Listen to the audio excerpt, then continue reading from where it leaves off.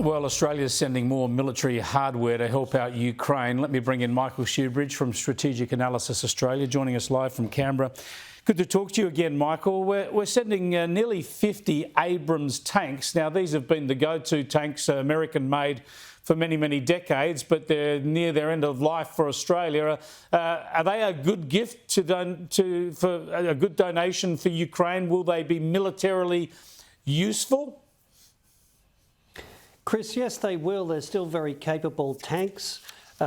You say they're ageing, but really they're a year older than they could have been getting to Ukraine, because it's taken the government over a year to make a very obvious decision. And while our army's had them for about 20 years, they've been lovingly cared for. They're a bit like the tank version of the elderly pensioner's Corolla.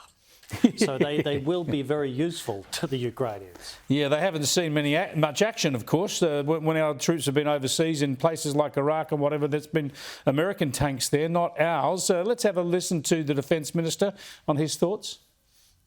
These tanks are in good condition. They will be able to make a significant difference on the battlefield. We will stay with Ukraine for as long as it takes for Ukraine to resolve this conflict on its own terms, and this will not be the last contribution we make.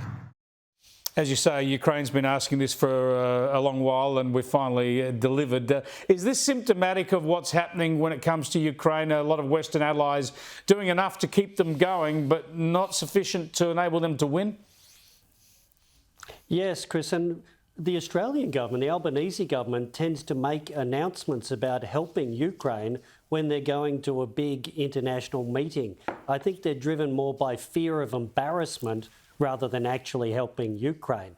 We could open our embassy right now, and Mr Miles could make a decision to give the Ukrainians the 22 Tiger attack helicopters that we're retiring from our army, and maybe train the Ukrainian pilots and maintainers now. So he could make much better, quicker decisions than we've seen to date, but it's great that these tanks are going to Ukraine. All right, let's pivot to the Middle East now, where Israel is still involved in trying to attack Hezbollah posts and Hezbollah operatives in Lebanon, mainly southern Lebanon, but some of that action has gone further north, drawing a lot of criticism. What are we seeing unfolding now?